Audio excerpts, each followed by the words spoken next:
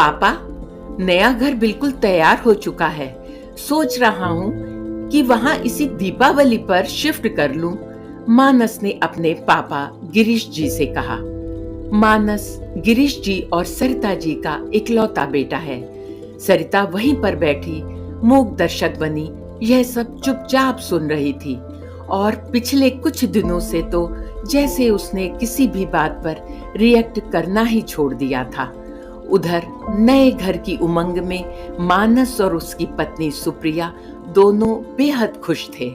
मानस एक बहुत बड़ा अफसर है और उसकी पत्नी सुप्रिया भी अमीर खानदान से ताल्लुक रखती है। गिरीश जी ने भी अपने घर को बहुत चाव से बनवाया था। कोठी, बाग, बगीचा सब कुछ तो था यहाँ। किसी बात की कोई कमी नहीं थी इस घर में।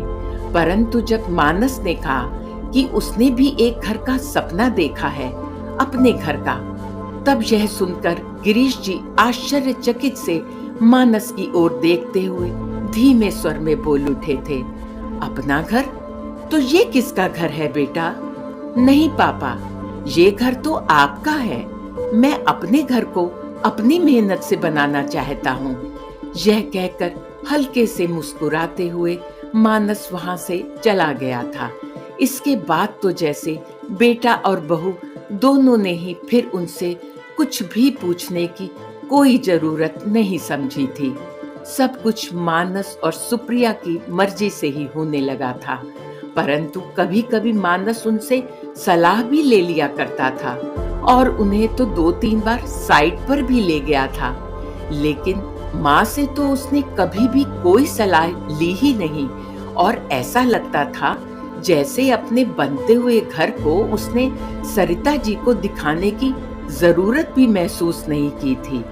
सरिता जी के अंदर तो जैसे सब कुछ टूट ही गया था। जिस बेटे को उन्होंने जान से भी ज्यादा प्यार किया था, उसने एक तरह से उनका तिरस्कार ही तो कर दिया था। तिरस्कार सिर्फ बोलकर ही नहीं किया जाता, चुप रहकर भी तो किया जा सकता है। यह सब कुछ सरिता जी महसूस कर रही थी। वैसे तो सुप्रिया ने बहू के रूप में कभी भी उन्हें कोई तकलीफ नहीं दी थी।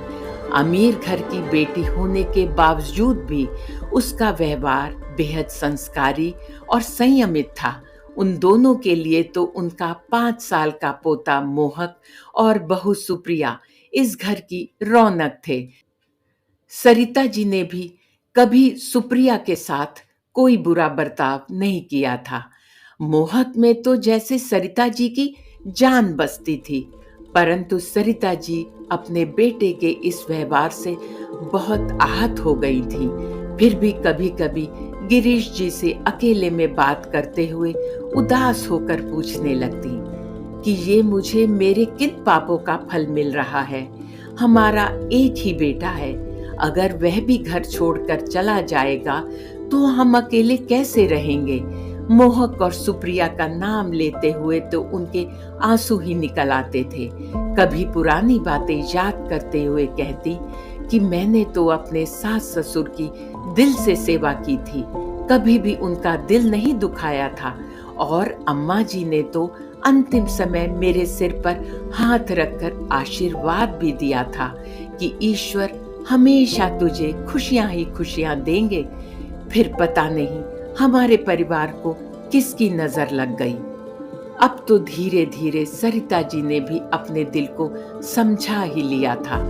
गिरीश जी भी उन्हें अक्सर समझाते हुए कहते कि अरे तुम्हारा जब मन करे वहां चली जाना ना, बेटे की तरक्की पर दुख नहीं करते, खुश होते हैं। सुप्रिया और मानस भी नए घर के लिए एक एक चीज चुन चुन कर ला रहे थे। गोविंद जी को भी बेटे से दूर होने का दुख तो बहुत था, पर उन्होंने कभी जाहिर ही नहीं होने दिया। वे मानस को हमेशा यही महसूस कराते कि वो उसकी खुशी में बहुत खुश हैं। आज धनतेरस है। गृह प्रवेश की सारी तैयारियां हो चुकी थी। मानस और सुप्रिया नए घर की खुशी में बेहद उत्साहित थे। मानस सुबह सुबह नए कपड़े लेकर माँ पापा के कमरे में आया। पापा के लिए एक खूबसूरत सिल्क का कुर्ता और बंद गले की जैकेट के साथ, और माँ के लिए बेहद सुंदर सिल्क की साड़ी, वह भी माँ के पसंदीदा हरे और लाल रंग की। माँ पापा, जल्दी से तैयार हो जाइए, 11 बजे का मुहूर्त है। यह सुनकर भी सरिता जी चुप थी, सोच रही थी कि बस तैयार हो जाओ और चलो। अंदर से जैसे कुछ खत्म सा हो गया था, ना कोई उत्साह, ना कोई खुशी। उन्हें जाकर सिर्फ खड़े ही तो होना है। इसी बीच मोहक आकर उनके गले से झूल गया। दादी माँ, आप मेरे ही साथ कार में चलोगी ना? आंखों में आंसू भरकर उसने मोहक को छाती से चिपका लिया। सरिता गाड़ी में पूरे रास्ते भर खामोश ही रही। जिस दिन भूमि पूजन हुआ था, उसके बाद आज वो घर देखने जा रही हैं। गाड़ी से उतरते ही सामने बेटे की कोठी को जब सिर उठाकर उन्होंने देखा तो वह दंग रह गई। बहुत ही खूबसूरत और आधुनिक ढंग से बना हुआ था यह घर। आओ माँ, यह कहते हुए बेटे ने माँ का हाथ पकड़ लिया। सरिता जी को लगा आज महीनों बाद उसने माँ को इतने प्यार से कुछ कहा था। सरिता जी सोच रही थी कि आज नए घर की उमंग में अपनी माँ से अबोला खत्म कर रहा है, परंतु जैसे ही घर के मेन गेट पर नेम प्लेट देखी तो सरिता एकदम स्तब्ध रह गई। वहां पर लिखा हुआ था सरिता गिरीश निवास। यह देखकर उनका दिल बहुत तेजी से धड़क उठा। उधर बेटा भी माँ के चेहरे के भाव पढ़ने की कोशिश कर रहा था। घर के अंदर की ओर खड़ी सुप्रिया मंद मंद मुस्कुरा रही थी। तभी उसने अपने दोनों हाथ आगे बढ़ाकर कहा, आइए माँ, आपके नए घर में आपका स्वागत है। ये लीजिए आपकी अमानत। यह कहते हुए उसने घर की चाबियां सरिता जी के हाथों में रख दी। बेटे ने माँ का हाथ चूम लिया और बोला, माँ, आज अपने नए घर में भगवान के लिए भोग अपने हाथ से ही बनाओ ना, लेकिन प्रसाद तो आज मेरी पसंद का ही बनाना होगा। सरिता जी समझ ही नहीं पा रही थी कि क्या बनाऊं। उनकी आंखों से तो खुशी के आंसू टपक रहे थे। हलवा बनाऊंगी मेरे कान्हा जी के लिए, और हलवा तो तुझे भी बहुत पसंद है ना? ठीक है माँ, लेकिन पहले अपना और पापा का रूम तो देख लो। सरिता जी को लगभग खींचते हुए वे दोनों रूम में ले गए। सरिता जी देख रही थी उस रूम में सब कुछ उनकी और गिरीश जी की पसंद का ही था।